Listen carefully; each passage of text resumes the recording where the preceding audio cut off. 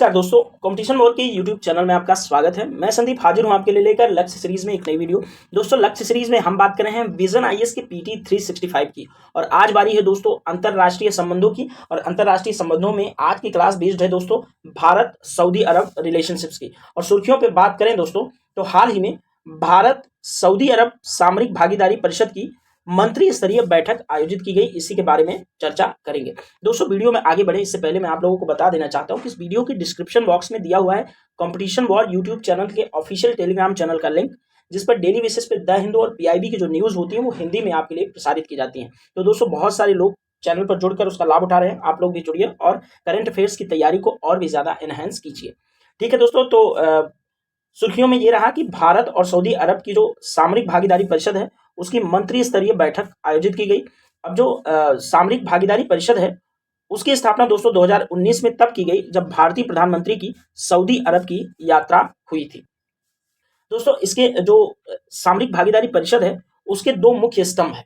पहला है राजनीतिक सुरक्षा सामाजिक एवं सांस्कृतिक समिति और दूसरा है अर्थव्यवस्था एवं निवेश समिति। तो ये चीज आपके लिए इंपॉर्टेंट है। सामरिक भागीदारी परिषद पूछ सकता है कि किस देश के साथ अभी उसकी हाल ही में मंत्री स्तरीय बैठक हुई, तो आप सऊदी अरब याद रखना। ठीक है, अब दोस्तों आइए बात करेंगे इस सुर्खियों में तो इतना ही था करंट का। अभी बात करते हैं थोड़ा सा और एक दो चीजों पर। तो सबसे पहले हम देखेंगे मैप में सऊदी अरब और भारत से संबंधित जो ट्रेडिशनल कुछ तथ्य हैं उनकी बात कर लेते हैं।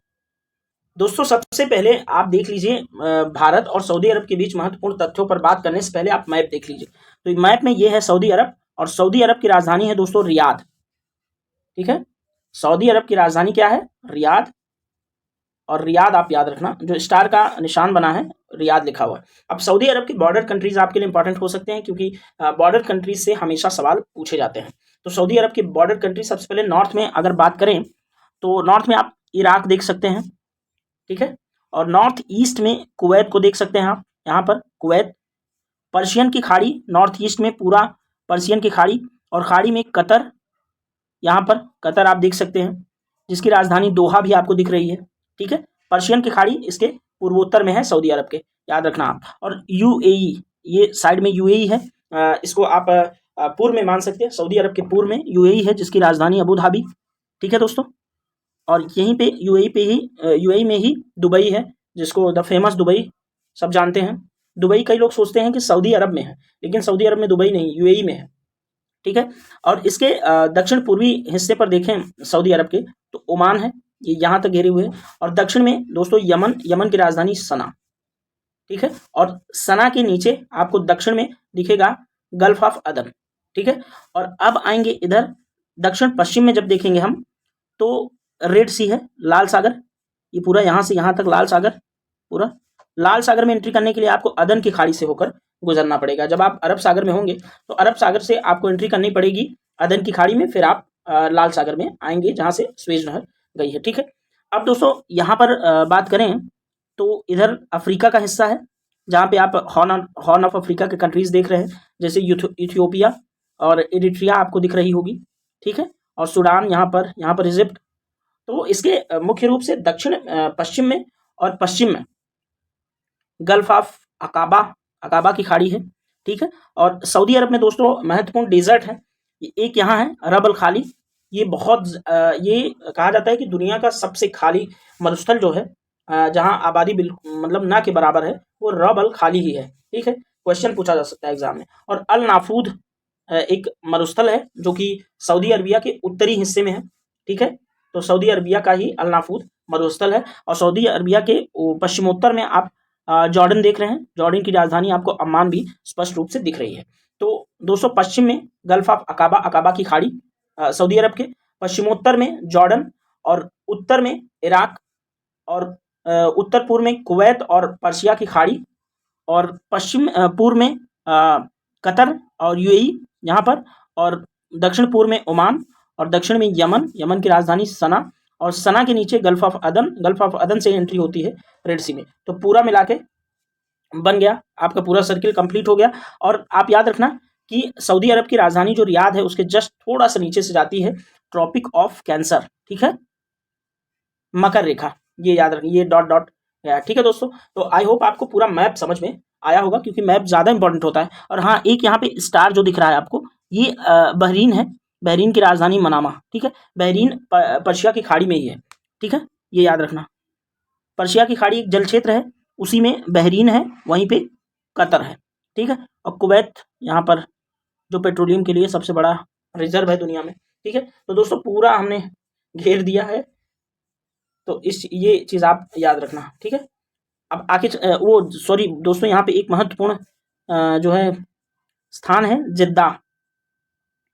ये इस्लामिक रूप से बहुत ही मतलब पवित्र धार्मिक स्थल है जिद्दा, ठीक है।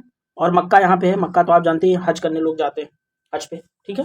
तो अब आइए बात कर लेते हैं कुछ तथ्यों की। ये मैप आपके लिए बहुत ज़्यादा इंपॉर्टेंट है, किसी भी कंट्री के बॉर्डर कंट्रीज इंपॉर्टेंट होते हैं। तो दोस्तों जो सऊदी अरब है वह भारत का चौथा सबसे बड़ा व्यापारिक भागीदार है, ठीक है। तो इस लिहाज से हमारे लिए बहुत ज़्यादा इंपॉर्टेंट है क्योंकि हमारा फोर्थ लार्जेस्ट ट्रेड पार्टनर है सऊदी अरब, ठीक है। वित्त वर्ष 2021-22 में दोनों के बीच तकरीबन 42.86 बिलियन डॉलर का बायलैटरल ट्रेड हुआ है। और दोस्तों सऊदी अरब भारत के लिए हाइड्रोकार्बन का एक प्रमुख आपूर्तिकर्ता है। भारत को सऊदी अरब हाइड्रोकार्बन्स जो है निर्यात करता है, ठीक है। और दोस्तों यह भारत की कच्चे तेल का लगभग 18% और एलपीजी का 30% आवश्यकताओं की पूर्ति करता है सऊदी अरब। तो हमारे लिए पेट्रोलियम के हिसाब से भी सऊदी अरब ऊर्जा जरूरत के लिए बहुत ज़्यादा महत्वपूर्ण है, ठीक है। और साथ ही दोस्तों सऊदी अरब में लगभग 28 लाख से अधिक भारतीय प्रवासी कामगार हैं। आप सुने होंगे हमेशा से लोग सऊदी अरब जाते ही जाते हैं, ठीक है।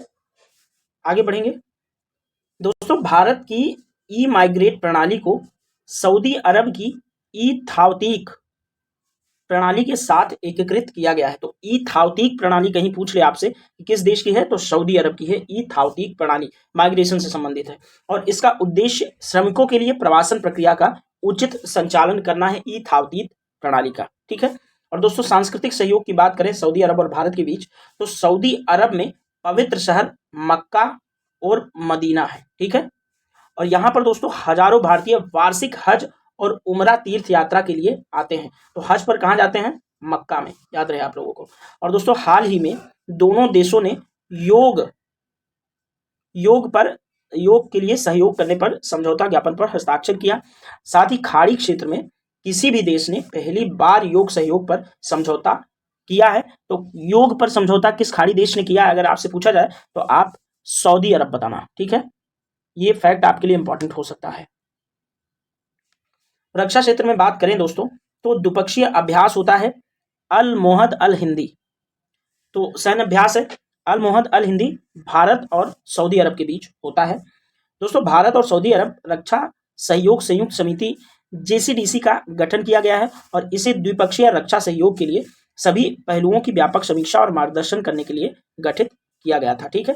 और ये सैन्य अभ्यास आपके लिए इंपॉर्टेंट है अल मोहद अल हिंद, ये सऊदी अरब और भारत के बीच है, ठीक है। दोस्तों भारत और सऊदी अरब महत्वपूर्ण कुछ मंच हैं जिस पर जो है भागीदारी करते हैं, जैसे यूएन में तो सभी देश होंगे ही, G20 का सदस्य देश है सऊदी अरब और एशियन इंफ्रास्ट्रक्चर इन्वेस्टमेंट बैंक इसका भी सदस्य देश दोनों देश हैं, ठीक है। तो ये दोस्तों कुल मिलाकर आपके लिए बहुत ज़्यादा इंपॉर्टेंट इसमें भी है अल मोहद अल हिंद और मक्का शहर थावतीक प्रणाली।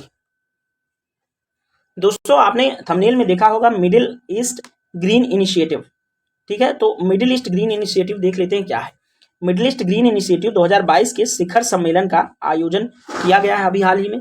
और दोस्तों सऊदी अरब के नेतृत्व में जलवायु पर एक क्षेत्रीय वार्ता है मिडिल ईस्ट ग्रीन इनिशिएटिव, जिसे 2021 में लॉन्च किया गया था। और मिडिल ईस्ट ग्रीन इनिशिएटिव का उद्देश्य दोस्तों क्षेत्र एवं उससे बाहर के देशों के साथ उन सभी को एक मंच पर लाना, ठीक है।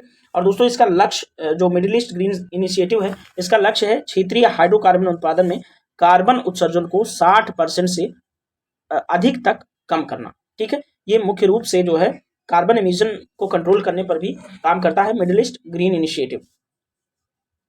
साथ ही दोस्तों मध्य पूर्व क्षेत्र में 50 बिलियन वृक्ष लगाना और 200 मिलियन हेक्टेयर निम्नलिखित भूमि के बराबर क्षेत्र का पुनरुद्धार करना भी मिडिल ईस्ट ग्रीन इनिशिएटिव का ही हिस्सा है।